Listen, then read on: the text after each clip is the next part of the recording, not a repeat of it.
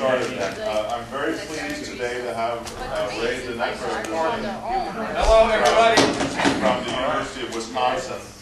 As many of you know, Ray has made very important contributions in industrial organization and economic theory, including work on mergers and price competition, resale price maintenance, durable good monopoly, and bargaining under incomplete information.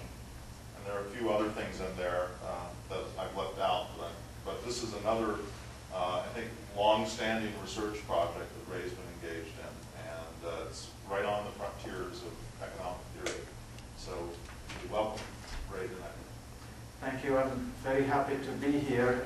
This is joint work with Sergei Severinov, and the topic of the paper is multidimensional screening with a one-dimensional allocation space. So to motivate the problem, I'll start out by giving you a couple of examples where multidimensional screening is relevant. Since my background is industrial organization, I'll start with the problem of price discrimination. A monopolist who faces a populations of consumers who have private information about various characteristics that influence their demand.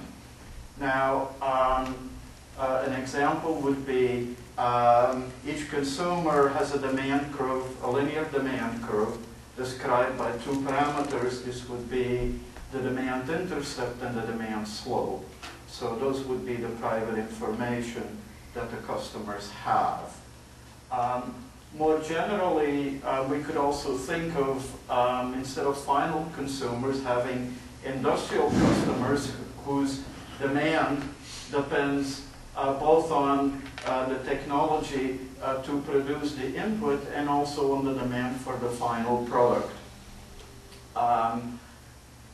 Even more broadly, firms often have socioeconomic data about their customers, but that socioeconomic data is imperfect. It is correlated with their willingness to pay, but does not completely describe it. So there's typically many unknown factors that influence a customer's willingness to pay for various quantities.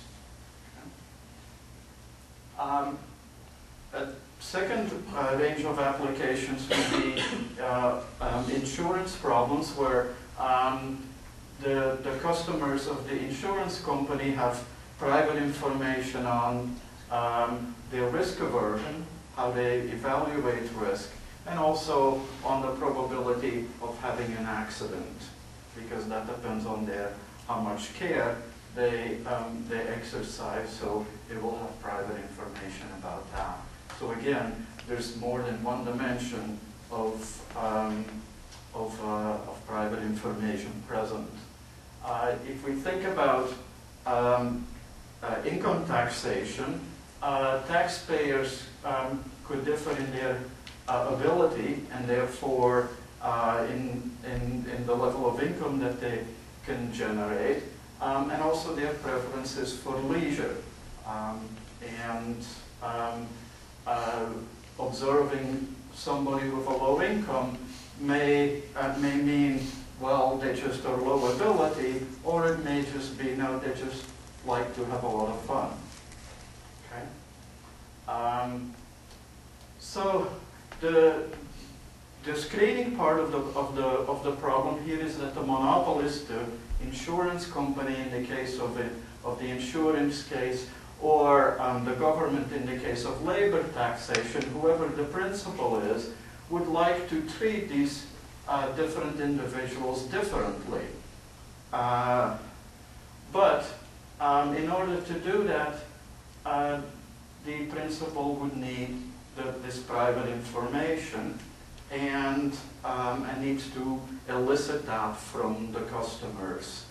And the topic of multidimensional screening is essentially about how to optimally elicit and use that information.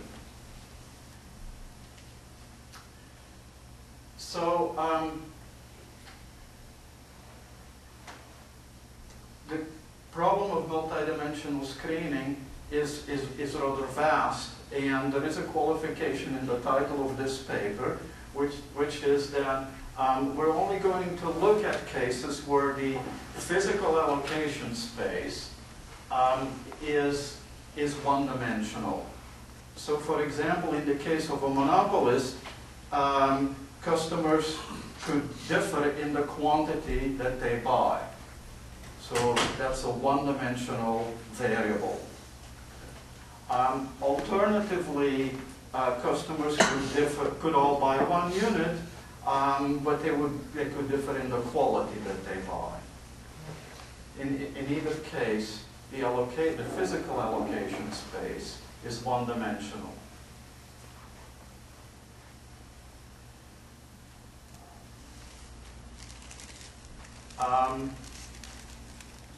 Other than in the example of price discrimination, we could think of auctions. In auctions, the allocation space is the probability of obtaining the good. It's like a quantity. Insurance, it would be the amount of coverage. How much coverage do you end up selecting for covering your insurance? In taxation, it would be the amount you work, the amount of hours that you end up working, your labor supply. In regulation, it would be a regulatory price that you receive for the good that you produce. And so the topic of the talk is how do you solve this problem? So I'm going to start out by presenting a little bit of notation. There won't be too much notation, but a little bit of notation. So a customer will be indicated by a vector t that belongs to an n-dimensional Euclidean space where n is greater than 1. Okay? And in fact, the paper itself limits it to the case where there are just 2 dimensions, but it is easily generalized beyond 2 dimensions. Nothing too new happens. So for the purposes of this talk, I will just think of 2 dimensions, and I will give each of these dimensions a characteristic name. Alpha will be the first dimension, and theta will be the second dimension. So you could think of this as the demand intercept and the demand slope if you want. Okay. And the utility function of the consumer depends both on something called Q. Here, in the case of monopoly price discrimination, this would be the quantity. So that's the example that I will carry through the rest of the talk. And it depends also on the customer's type. And then, of course, from this we subtract the payment that our consumer pays to the monopolist for this quantity Q. Okay. And we will assume throughout that the consumer can always decide not to purchase from the monopolist, so there is an outside option available that gives him 0 utility. He buys a 0 quantity, pays a 0 price, giving him 0 utility. And the monopolist here is going to select a nonlinear tariff. So this is a function, capital P of Q, which indicates as a function of the quantity that you buy, how much the total payment will be.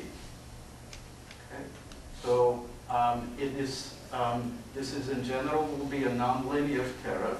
So P is a general increasing function of quantity. Now, because there's a multidimensional type space here, there will typically be many consumers, in fact, that buy, end up buying the same quantity Q, for which it is optimal to purchase the same quantity Q. This set of types I will denote by T star of Q. And so for a type to optimally purchase quantity Q, it must be that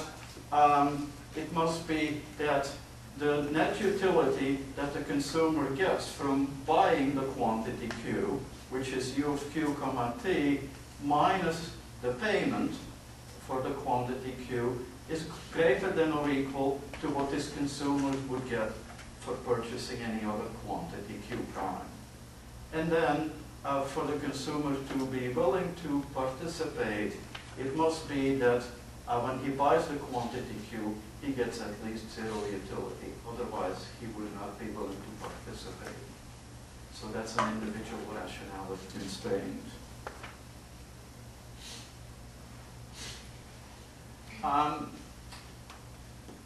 One more piece of notation, T double star of Q is going to be the set of types that consume the quantity Q or something more.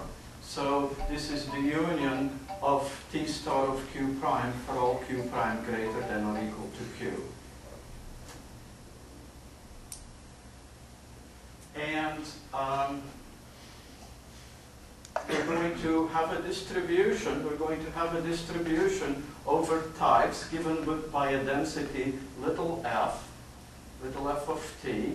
And so the people who, the percentage of consumers who use a quantity, who purchase a quantity Q or more, is therefore all the people who have a type that lie in the set T double star of Q, and this is just adding all of these, the measure of all of these consumers up. And so we're finally at the point where I can say what the monopolist's optimization problem is. The monopolist has to select a nonlinear price function to maximize his expected revenue.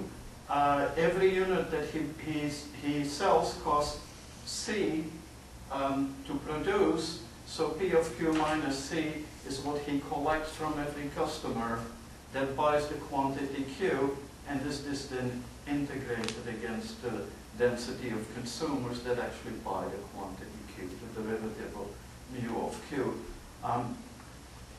I should say that while this looks very simple, this is a very complicated problem because P of Q does not just appear in here, but it also appears in the construction of the measured mu of Q.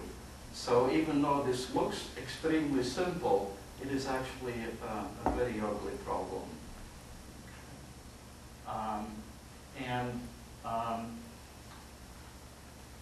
And so it's a very hard problem to solve. Now, there are various attempts in the literature that have tried to solve this problem before. And I need to spend a little bit of time explaining what that literature has done and where it has gone wrong.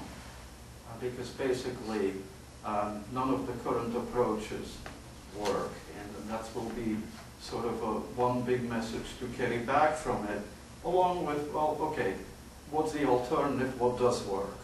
So let me start with the demand profile approach, which is an approach that has been popularized by Wilson. So the demand profile approach starts with something that's called N of P comma Q.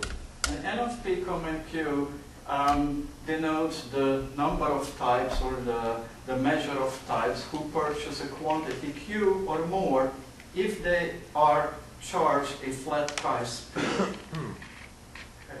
So if we were to think of this in a regular diagram of price versus quantity, the different lines in here represents the demands of different consumers, different consumer types. Okay? And N of P comma Q, we say, okay, at the price P, who would buy a quantity Q or more? Well, these two consumer types at the price P would indeed buy Q or more. They would be included in N of P comma Q. This one doesn't, so that one is not included. And the demand profile approach works as follows. It thinks of the monopoly as selling a portfolio of many different products.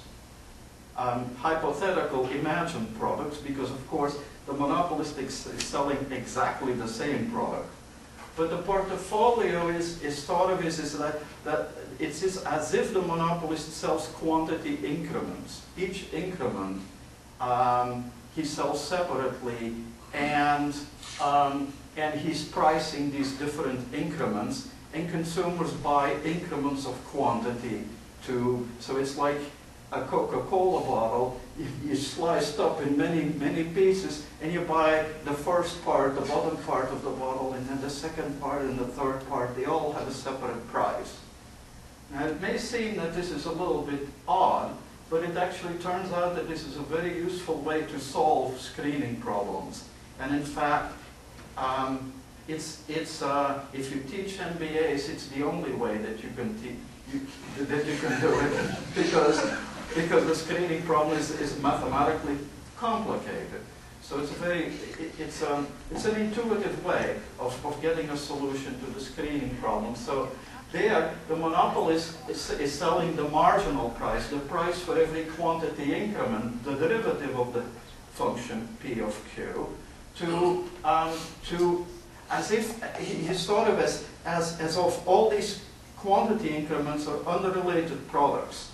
So what you do is you just for each increment Q, you just say what's the profit? If I charge a price little p for that increment Q, what will my profit be? Well, on every unit I sell, I make a margin of P minus C, and the number of people who would buy increment Q at the price P is N of P comma Q by the definition of N of P comma Q. So you just maximize this point-wise. For every Q, you find a P that maximizes this, and that will be your optimal price for that increment. And it turns out this solution, when the type space is one-dimensional, subject to some very minor technical condition, actually solves the screening problem.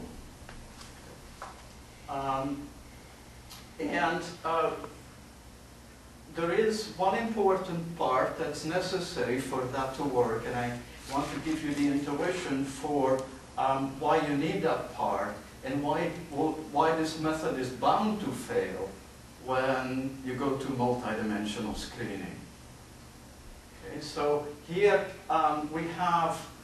what I have drawn is a particular consumer's demand curve. That's the I don't know what color that is, black, brown, whatever. Okay, that's the demand curve. This is the inverse demand curve, U sub Q of Q comma T. And I have the marginal price schedule P of Q. And so since U sub Q tells you the marginal valuation of every unit, and P sub Q tells you the marginal price, you buy the increments where the marginal valuation exceeds the marginal price, and so you would end up buying all increments up to this point and none beyond. Okay? And so for this to work, what you need, because of course, if you buy a Coke bottle and you buy the first unit, you should be buying the first, the second, the third, all the slices, right? So the point is, if you actually buy the quantity Q, you should buy all increments less than Q. And so that will work if the marginal price schedule cuts the demand curve from below. Because then you always end up buying all the early increments up to some point. You don't buy the first and the third and not the second increment. You don't do anything weird like that. Okay. And the property that guarantees that anybody who purchases increment Q also purchases all these lesser increments is what is called the single crossing condition or the sorting condition, which is to say that the cross partial between quantity and, in this case, one-dimensional type is positive of one sign, basically. And you can see that very easily because if a consumer buys is just willing to buy the quantity Q, when U sub Q is equal to P sub Q, the first order condition for selecting Q, and then if T prime is greater than T, then it will be the case that U sub Q of QT prime is greater than P of Q because UQT is positive. Okay.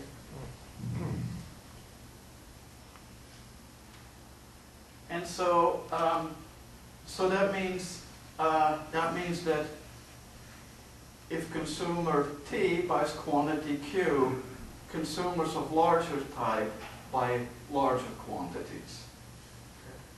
And so the only thing that we need to do is to guarantee that the solution to the first order condition is not a minimum and that there are no other local optimum, and that's what UQT ends up giving us. And so this literature is actually quite, that shows this is actually quite old.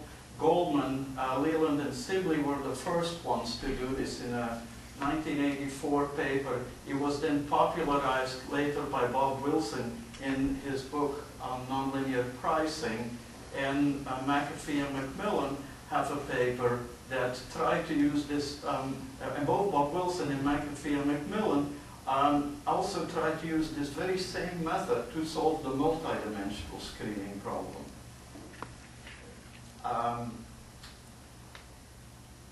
And it turns out that with multidimensional screening, crossing from below, you can never guarantee that the marginal price schedule crosses from below if there is enough variation in the different dimensions. So think about it this way.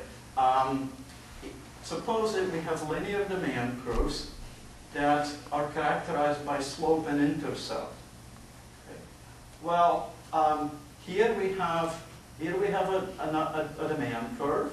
Here we have a demand curve. Here we have the marginal price schedule. It cuts it nicely from below. No problem for that one. But think about somebody who has a very different slope.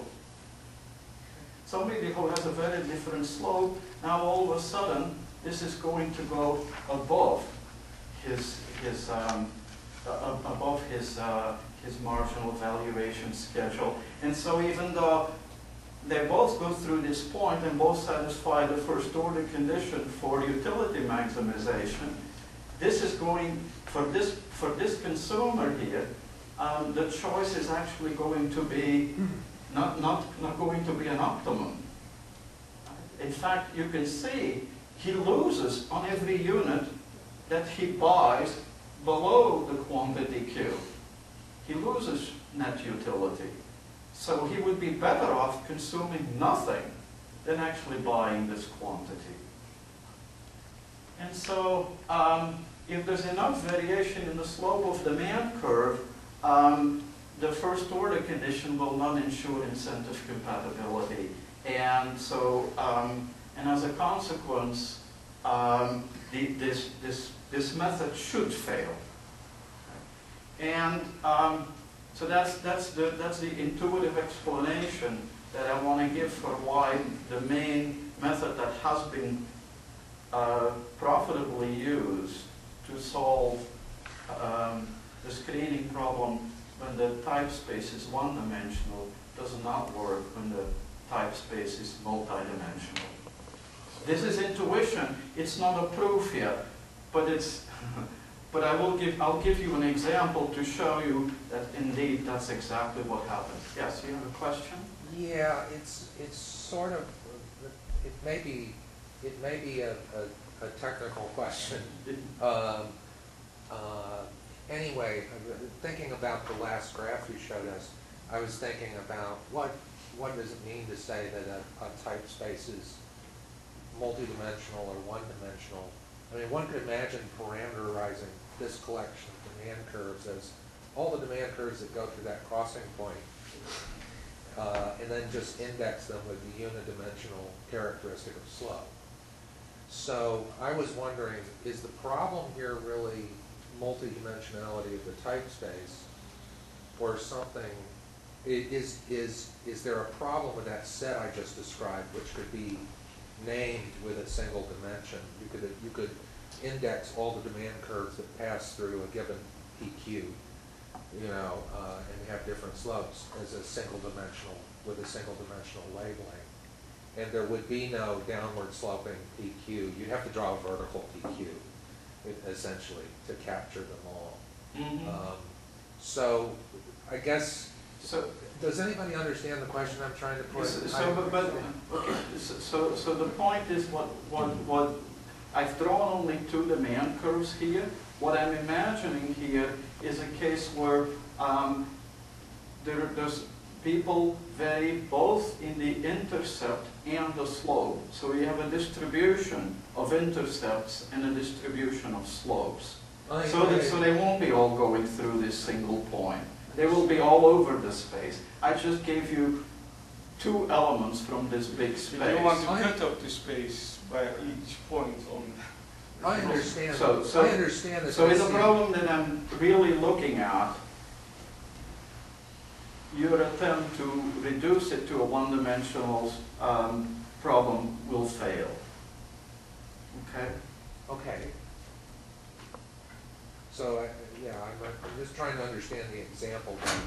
Why this? I understand why in this example there's an issue, and I'm trying to see trying to understand why it's necessarily the case that this is associated with a multidimensional type space, or whether there's something.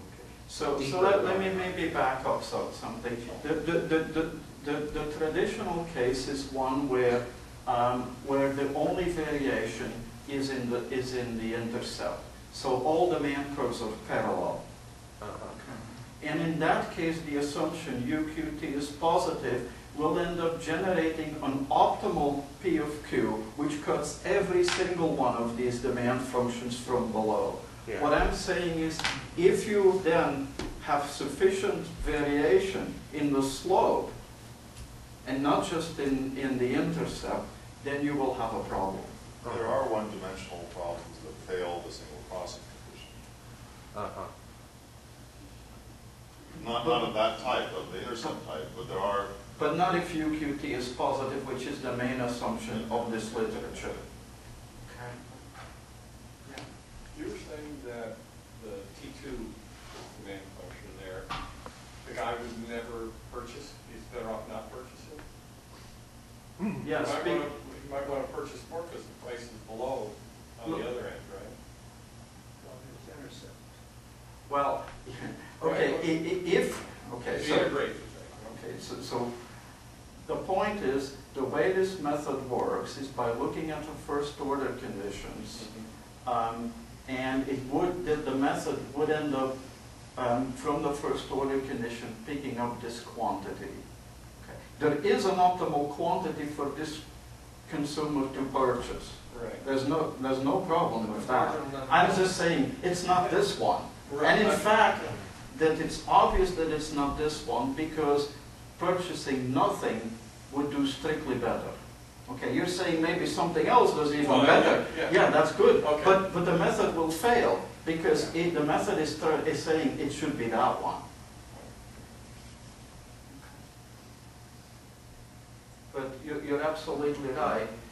There basically can be multiple solutions to the first order conditions, and some may be corner solutions. And in the one-dimensional screening problem, this is not an issue. This is not an issue. Subject to basically just assuming that UQT is positive.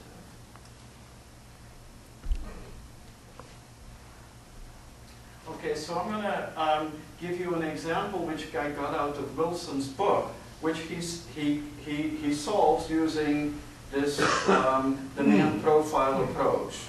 And I will claim wrongly solves using the demand profile approach. So this is an example where the utility function is quadratic and there are two parameters. One in the linear term and one in the quadratic term. And so the inverse demand function is just the derivative of this utility function. So theta here is indeed the intercept, and alpha is a measure of the slope. It affects the slope. Okay. Wilson assumes that alpha and theta are uniformly distributed on the unit square. And then you can do the calculation, and Wilson does this in his book. And this is N of P comma Q, the number of people who would, at a price P, buy a quantity Q or more. And from that, you then just look at each one of these quantity increments Q, find the optimal price, and a little bit of algebra tells you these should be the right marginal prices.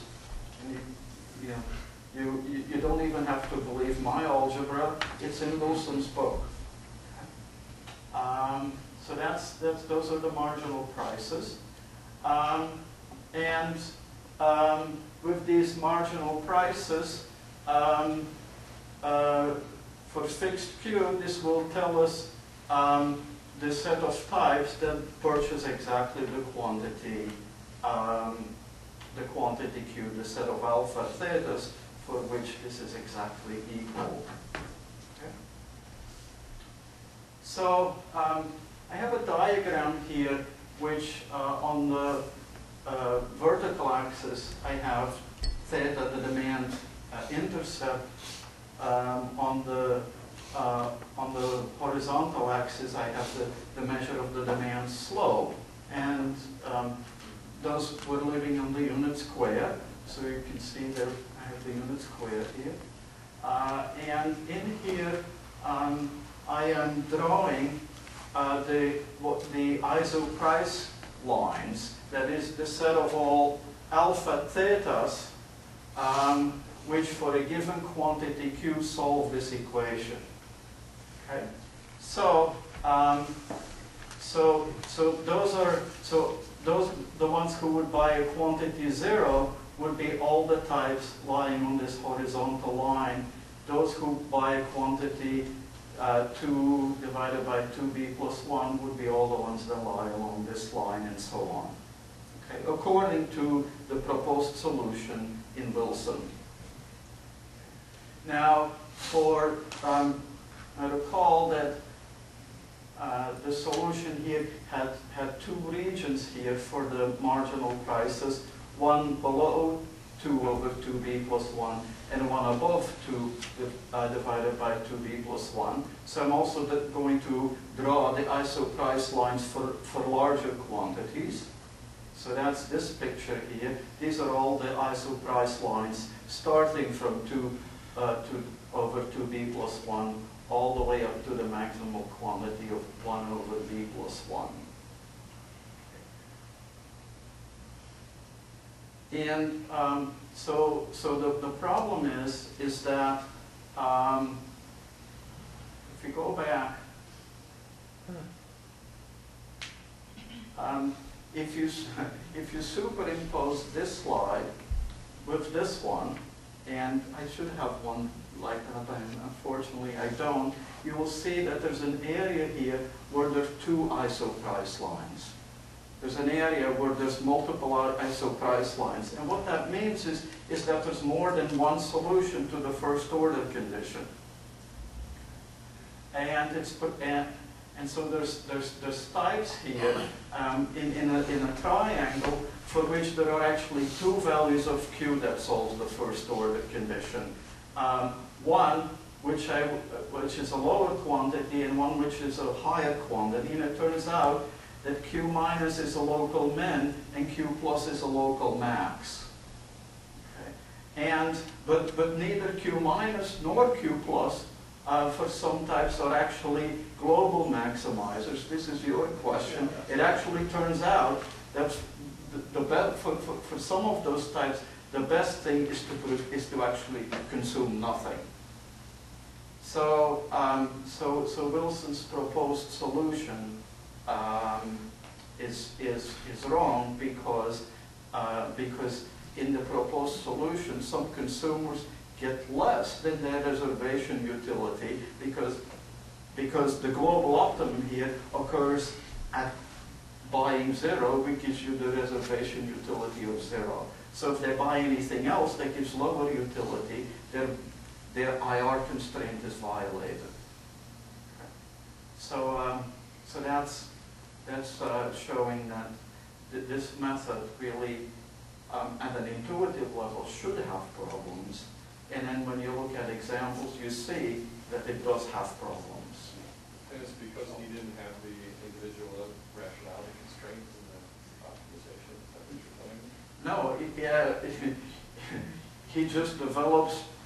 He develops the method for the one-dimensional case and then applies it to the multi-dimensional case and say, here, this looks, but there's no theoretical justification for it. So you have to look at each particular consumer of their decision, right, and then make sure it happens on the global end too. Yeah, I'm not saying that this method in a multi-dimensional case never gives the correct answer. Okay? The point is that it often does not. If there's sufficiently little variation in the slope, you're not going to have a problem, because if there's no variation in the slope, the marginal price schedule will cut all demand curves from below. So a little bit of variation in the slope isn't going to screw that up. But if there's sufficient variation in the slope, as there is here, it will screw up the solution. So basically, if you use any distribution that has appreciable mass for the slope, it's close to 0, which if you put it on a unit square, it's going to do. That's what the problem is. Yeah.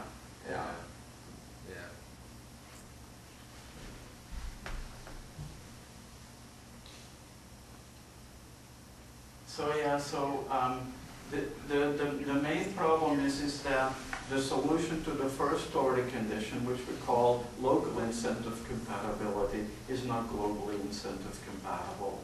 And so we will need something that guarantees that global incentive compatibility is satisfied. And once we have that, we'll need a new method to solve this problem. So our paper will have to figure out two things: how we're going to find the right solution to the first order conditions, because there can be more than one. And second, how can we ensure that at such a solution the consumer's IR constraint is not violated? So both of these things will end up having to be solved. And so here is how we do it. Given any nonlinear price function P, we're going to define the associated lower boundary of the mechanism. So the lower boundary here is a picture in alpha theta space. Okay, and so I'm going to, by theta lower bar of alpha, denote for given alpha, what is the lowest value of theta that still can get positive surplus from buying at the nonlinear price function P. Okay. Anybody that has a theta below this will end up not participating in the mechanism. So, so basically theta lower bar here divides alpha theta space in a region where these types will end up participating, buying positive quantities. These ones are going to end up being excluded. They will have zero surplus.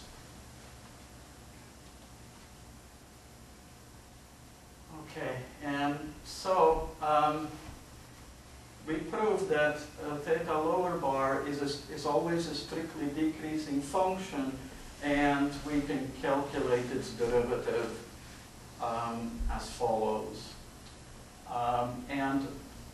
Along the lower boundary, we know this because along the lower boundary, people have to get exactly zero surplus, and that's what gives us this differential equation. So I'm not going to go into the detail of this. It's just really applying the envelope theorem here. But the next thing on the slide is important. We introduce a new assumption in the paper for multidimensional screening, and we call it single crossing of demand. And I want to be really clear. This is not what is usually called the single crossing condition. It's single crossing of demand. And what do I mean? So it says that the cross partial, when you look at the cross partial of UQ alpha to UQ theta, and take the derivative of this with respect to Q, that is positive. That's our assumption. Okay. What does this mean? It means that, okay, oops. What it means is that if two types demand functions intersect, they will only intersect once. And that's what will end up giving us a lot of control over the incentive constraints. So here's the lemma that shows what we can get out of it. Suppose that that this single crossing of demand holds, and suppose that we have two consumers, one who has an alpha prime greater than alpha. And suppose that consumer alpha prime theta prime and alpha theta lie on the same isoprice line. Okay. So then it will be the case that where they cross, where these inverse, this is saying their inverse demand functions cross at the quantity Q, because U sub Q is the inverse demand function. Okay. So when they cross, the slopes will be ranked, and that means they can only cross once. So it's in fact saying that the one who has the higher alpha, the alpha prime, has the steeper slope. So in terms of the distribution functions of alpha theta means? This has nothing to do with the distribution functions. This is a property of the utility function, or of the demand functions. You can have, so far, this has nothing to do with the underlying distributions. What's the generalization for more than two types? Would that be the all combinations have to have this property?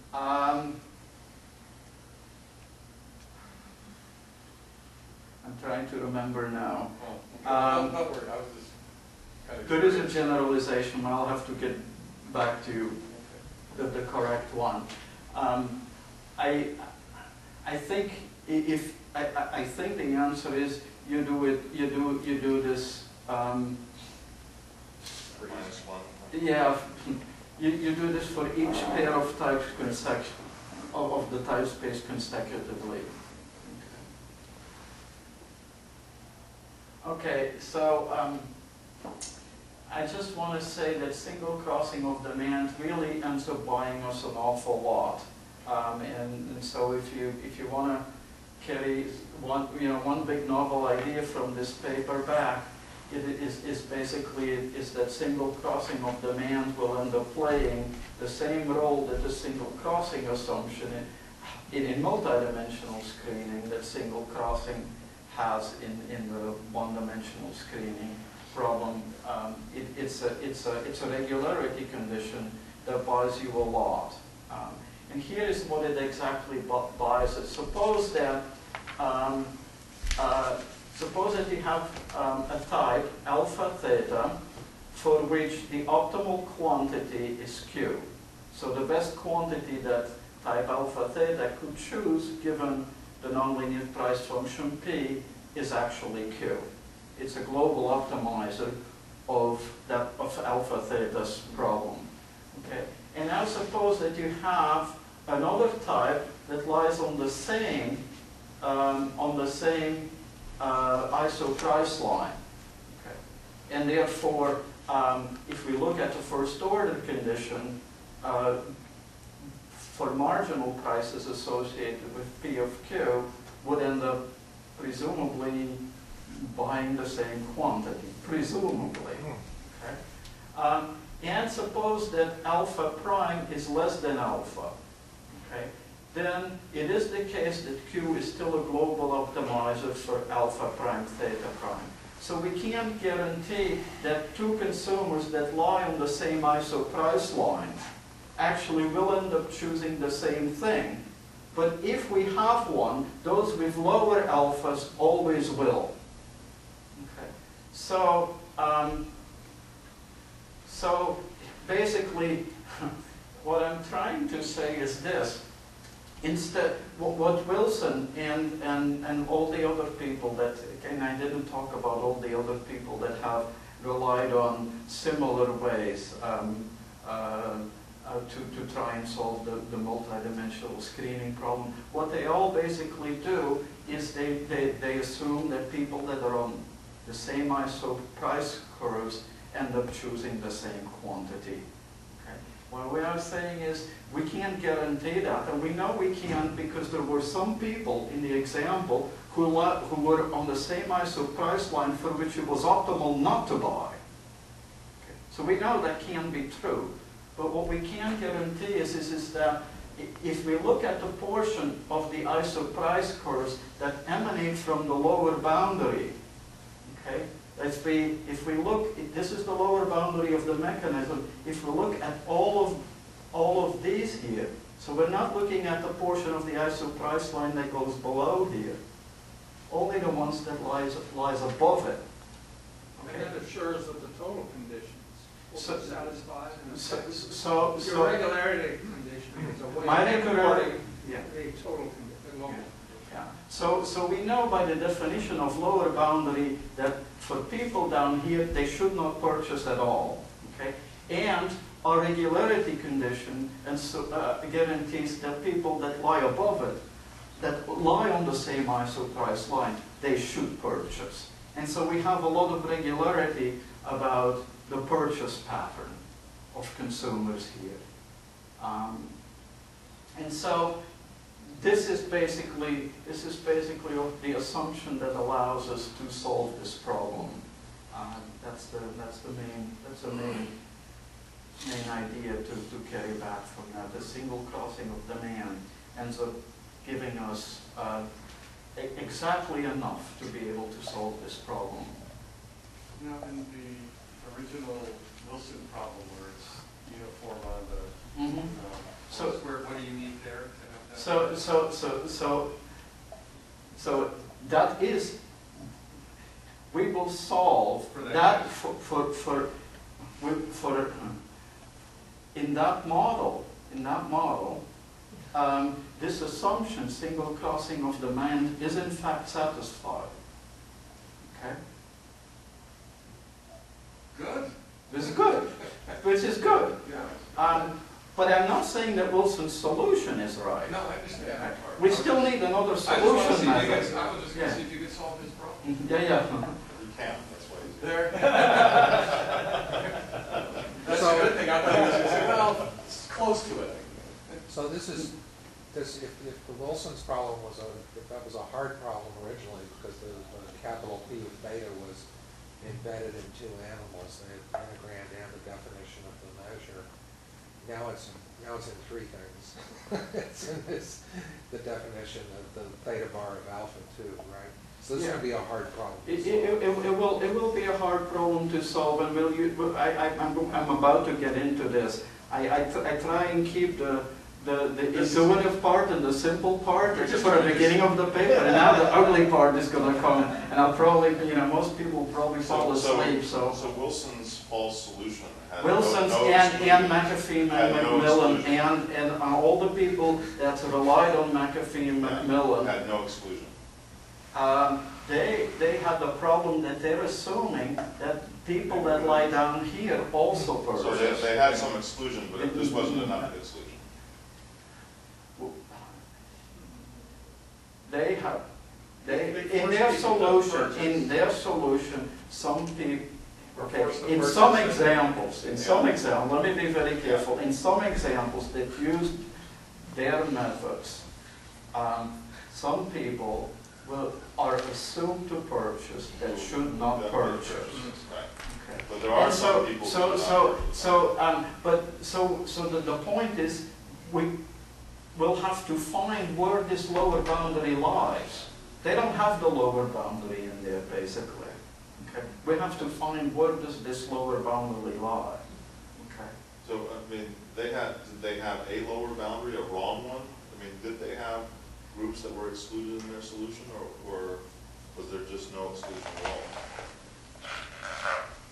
You're saying they have people who should have been Okay, excluded. no, there are some people that are excluded because, Oh, that's right, they have really low intercepted slope, right? Those guys are gone. well, did I already go past it? That's okay. You don't have to just, I don't mean to divert you all the way back, just. Yeah, so the picture was at Q equals 0, we had everything below that, and then we picked up from the other part, some part that was lying here. Okay. Some part that's in a triangle there. They had. And they should have been excluded. They were not. But there is a region of people who buy 0. So their problem specifically was that there were situations where there were local maxima, but they provided payoffs below 0. No. Solutions to the first order conditions, which were not even local maxima. Oh, I They see. were local minima. Yeah, Yeah. okay. And where the global optimum is at that. So their error was worse than Tulloch. Tulloch just assumed in his stuff that on contests that there were they had local maxima, but they weren't global maxima because 0 dominated. So they're not even picking up local maxima. They're local minima, and the global optimum is in fact to consume 0 using their nonlinear price schedule. I'm shocked that you were able to get a contest in here. Well, I wanted to be. This Tulloch contest of over dissipation was basically you had a payoff function that looked like that. It started at 0, went down, came up, but didn't come all the way up to 0. And he was picking the local maximum out, which was below bidding 0, what you got when bidding 0. So these mathematicians like Wilson were making it even. Yeah, but that error surely has been made thousands of times. Yeah. And Wilson, McAfee, and Macmillan, in the first lecture on maximization, they would have all of this in here. The global conditions and everything, but they just forgot about that. Yeah, it looks to me Didn't like you it's see you get trapped in a different space and you're not. So, but you're right. It's not just that they forgot about The endpoint. They forgot about the second order Yeah, conditions. yeah. Yeah. The single crossing, And that's, the single crossing Buys is you a what, lot. in the one-dimensional case, buys you all of that. Yeah. Here it doesn't. Yeah. Here it doesn't. So, so the question is, how will we know the lower boundary? Because once we know the lower boundary, the rest should be, you know, if you can locate the correct lower boundary, you've solved this problem. Okay, and then you, if you know the lower boundary, you still need to know what quantity are you going to assign. Well, for people, well, okay, the lower boundary not meaning just theta lower bar of alpha, but also people whose isoprice curves emanate from this part here, right? They're also buying different positive quantities. So we will need to know what quantity do you assign anywhere along this boundary here. Okay, this, I don't know what to call it, sort of inverse L-shaped boundary.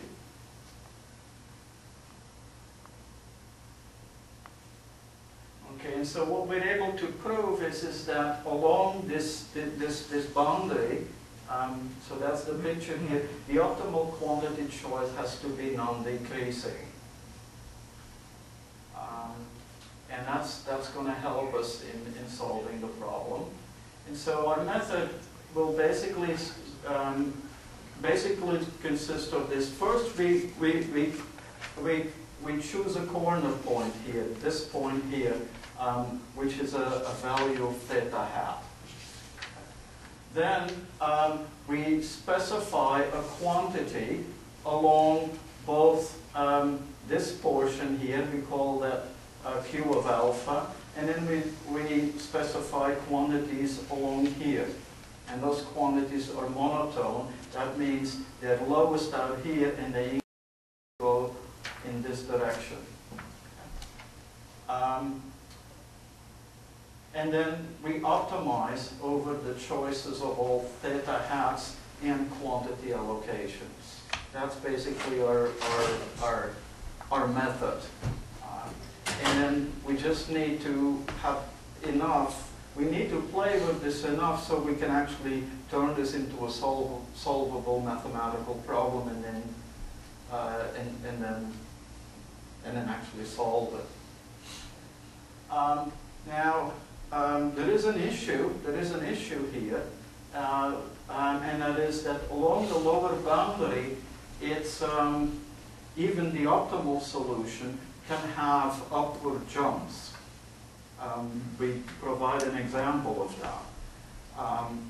that, so the quantity allocation may be discontinuous.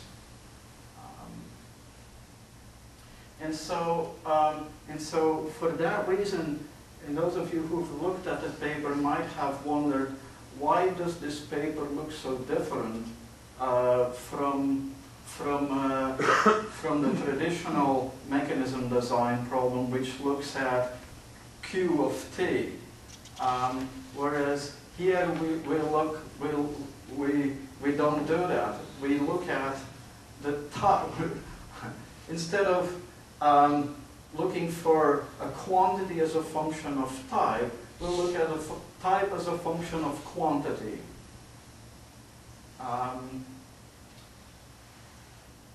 So we're going to specify a function alpha of q and theta of q so that alpha comma theta, alpha of q comma theta of q will be the type that buys the quantity q along the boundary. Okay. And the reason for doing that is because jumps in q of alpha theta becomes flats in alpha in the functions alpha q, theta q. And so, well, if you have a jump in a function and you turn the paper around, it's a flat. That's exactly what we're doing here. So we don't have to deal with discontinuous functions, because maximizing over discontinuous functions, that's a hard problem. Okay. So by reparameterizing here, there's no problem in functions having zero derivatives. We know that. It's just, you know, that you have to keep the derivative positive, but that's, we can deal with that, controlling the rate of change of a function. But jumps, that is a problem. So we get an optimal control problem, which is kind of complicated, and in fact, after having worked on this problem for a while and having found a solution, I started thinking about it more, about the mathematical structure and looking into the mathematical literature. And it turns out that our problem is both linear in the control and in the objective, and therefore belongs to the problems of singular optimal control, which are the hardest control problems to solve. So, so for some reason I always choose hard problems to solve. Anyway, we end up, I think I'm going to skip some of this here.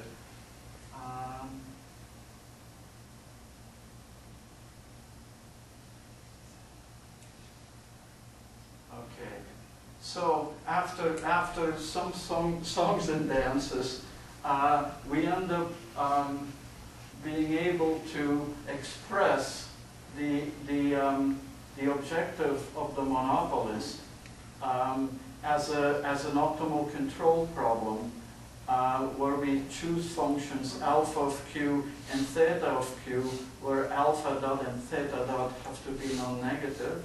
That's to ensure that higher quantities are associated with higher types, and that satisfy this differential equation for the boundary.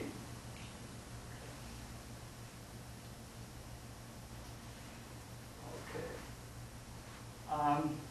And so the solution to the problem depends a little bit on where. Okay, let me go back to the picture here.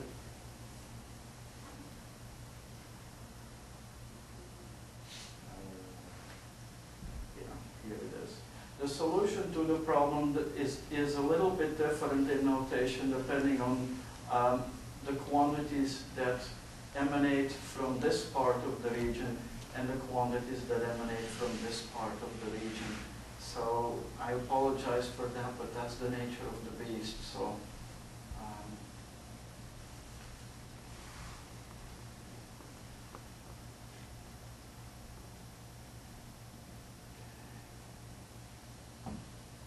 okay. So this is the solution that's on this right-hand boundary of the mechanism.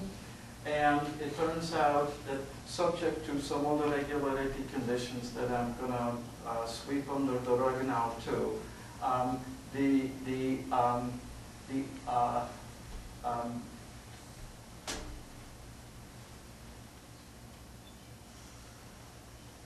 the solution theta of q is the solution to this function 5q theta being equal to 0. And I guess the thing to note that's worthwhile, other than that here's a way of finding the solution, is that this is really the analog. This equation is kind of like an analog to the optimality conditions for single-dimensional types. And intuitively, it is because all the isoquants that emanate from the right-hand boundary, those isoprice lines, they're single dimensional. They don't cut through the region of what is up the exclusion region. So whatever assumption that Wilson and others have made for that region is valid. Over that region, that solution is valid. And so, so you basically get something like an analog to the one-dimensional condition. Okay. But the solution over the other part of the region is very different. What we find we find a differential equation. We find a differential equation for alpha of Q that gives you the solution over that part of the region.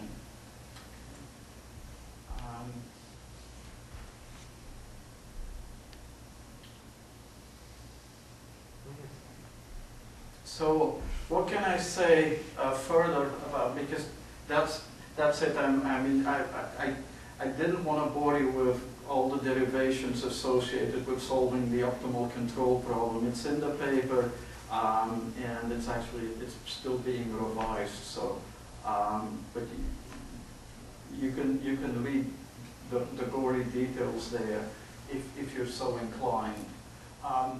What properties does the solution have? One important thing is that people have focused on here is under what conditions is there any exclusion at all? And in particular, there's a paper by Mark Armstrong which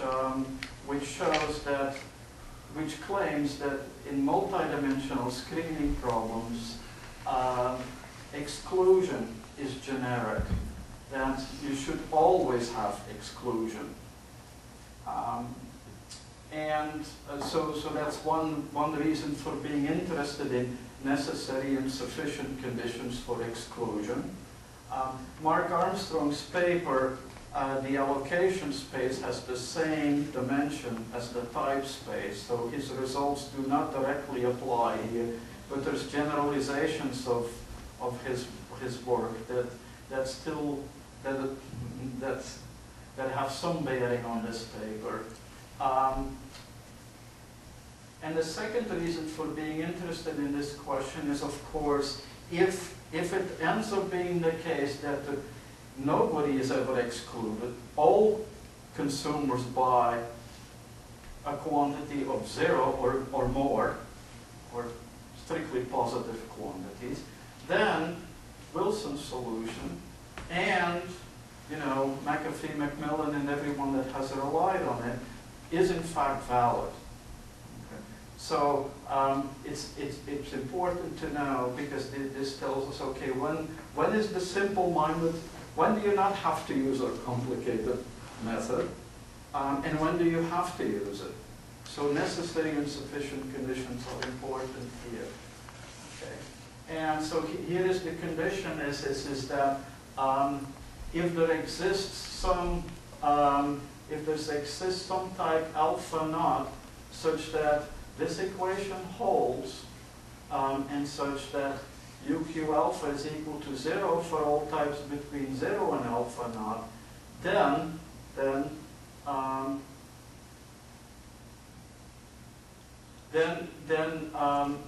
is no exclusion.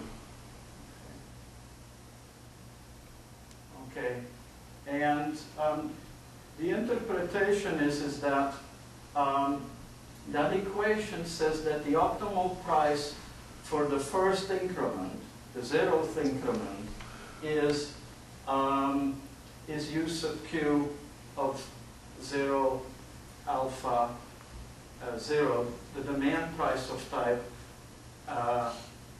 of the type whose alpha coefficient is alpha naught and whose theta coefficient is 0. So it says that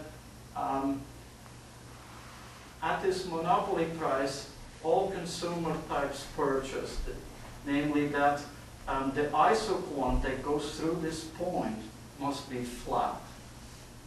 The iso price line that goes through this point is flat, and that is saying that UQ alpha must be 0 for all alpha less than alpha naught.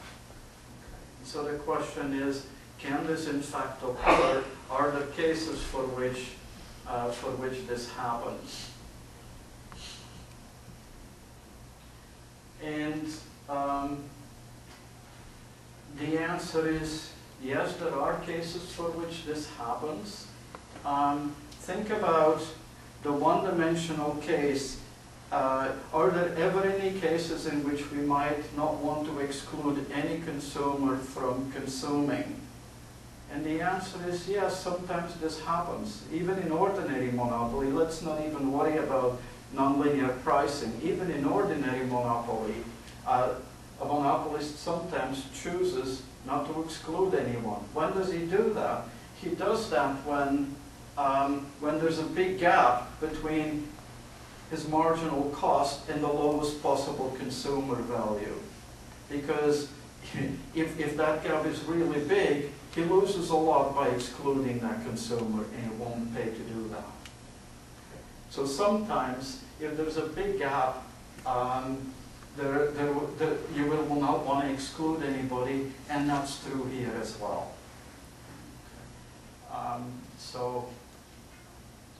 And we have an example. So this is what I was saying. In an ordinary monopoly case, here you will want to exclude, here you won't want to exclude. There's an analogous case here as well. So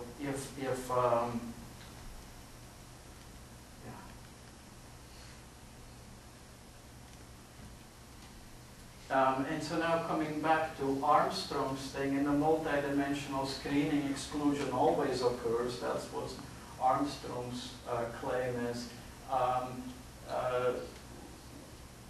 We get a little bit of different results because we have a one-dimensional allocation space, and we don't make some of the strong assumptions that Armstrong makes.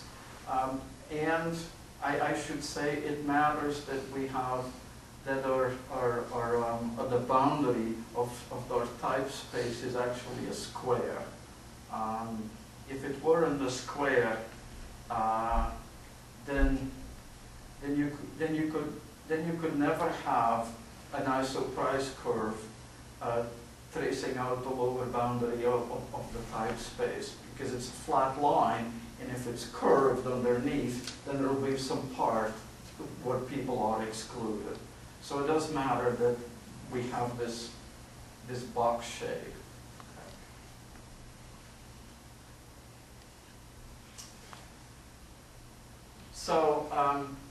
So you can have no exclusion, but it is rather rare.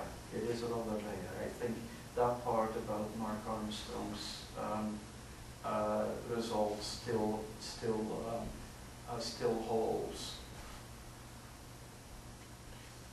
Question? Yeah. How much of what you're summarizing for us depends on the example of a uniform distribution on the type space, the square? The answer is nothing. Nothing. Okay. So this is just so long as there's some measure everywhere on the So square. what we are assuming is that there's a positive density, that there's a density function that's continuous. And maybe C1, I don't remember if we assume C1 or C0, but at any rate, let's say a smooth density.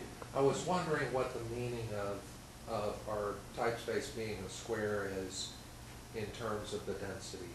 I mean, does that mean that it's at least the measure's non-zero everywhere on the unit square?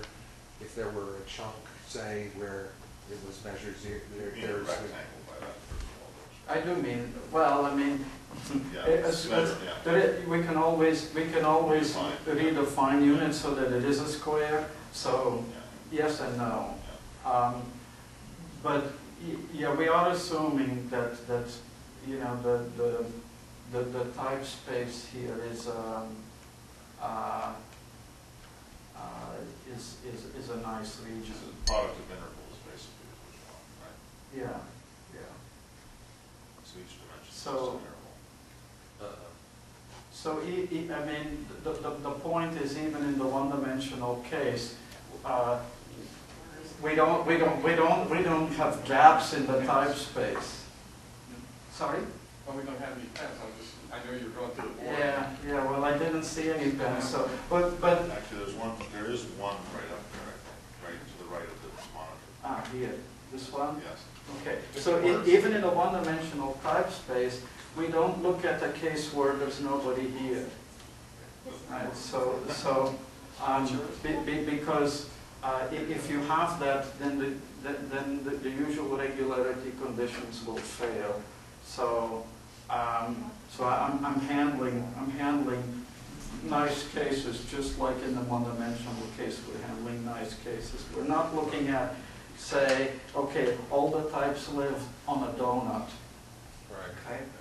Because then there's a hole. We're not allowing that. But they could live on a disk. Well, they could live on a disk, but we're not solving that case. Okay, so the results we've been hearing about are there's measure So on this unit. the square. support of the distribution, support of the distribution is a rectangle, Okay. or a hyperrectangle, or a hyperbox, or whatever you want to say. But within that, we're allowing for essentially arbitrary densities. Yeah. So it is weak. Okay. But we do know that from all of our even in the Spence case, we do know that it matters whether something is impossible or whether it has very, very low probability. Okay. It makes a big difference. Because in one case, we don't have to worry about some incentive constraints. In the other case, we do. So regions of absolutely zero probability, those are problematic. But once we allow positive probability over the region, there's no issue. Okay. Yeah. Well, I was just, are you going to do the Wilson problems? I want to see the answer, because MBAs are waiting for it. Yeah, we are gonna do that. Okay. So what we end up, we solved this problem. And actually, I'm not. So this is roughly the picture of what a solution looks like in this case. So there's the optimal solution actually has a flat here, and then a nicely decreasing portion of the lower boundary. And so what this means here is that everybody along this line consumes zero quantity, but the person who's on this portion chooses a positive quantity, and in fact it's bounded away from zero. And so There's even discontinuity right on that lower dimension. yes, okay, so let me go back to this. So what's happening here is that from this point there are many isoprice curves emanating. This is the highest isoprice curve associated with the quantity of the guy just beyond there. And then there are all of these other isoprice curves that also emanate from it. And so what that means here, there is really a jump in going from here to here. And that's why we had to do this transformation. If we had not done that, we wouldn't have been able to solve this. Okay, so there's a kind of bunching that goes on in this multidimensional screening problems that crops up often. And we have a result that I'm not going to state that gives you sufficient conditions for this to happen. But roughly, the quick answer, it happens quite often. It happens quite often. Whenever there is sufficient variation under relatively mild regularity conditions, something like this does happen.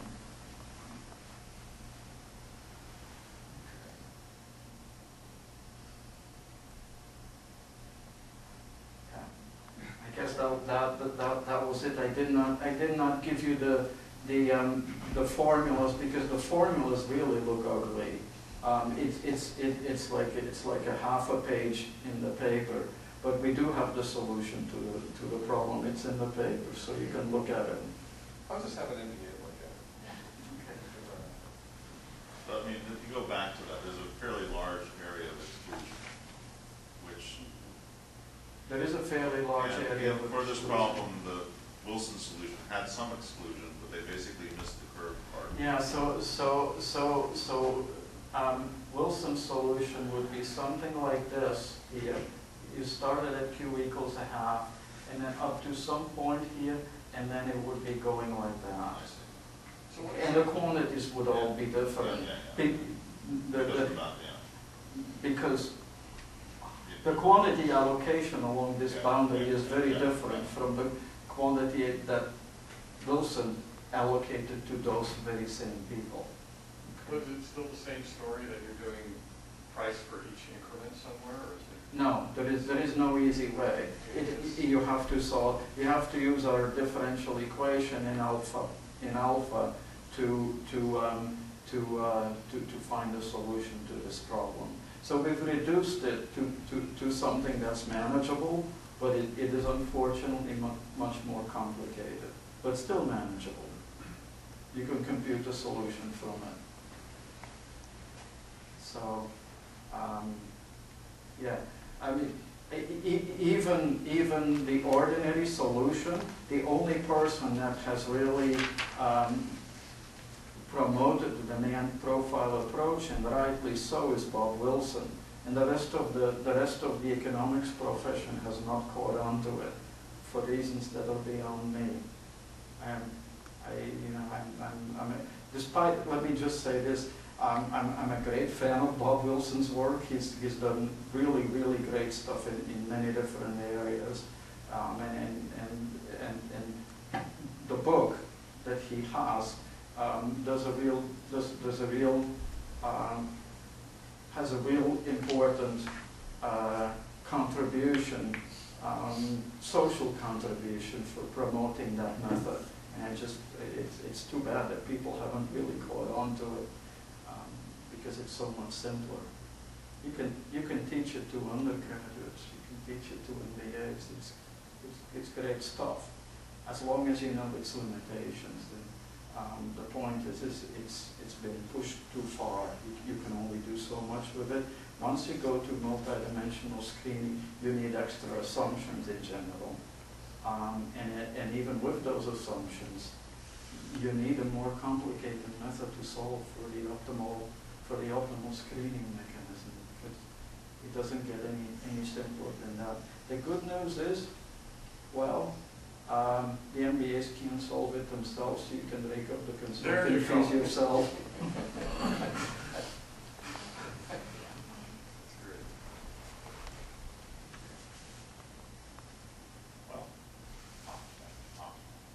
You solved the optimization. Yeah, 5 minutes for beer left.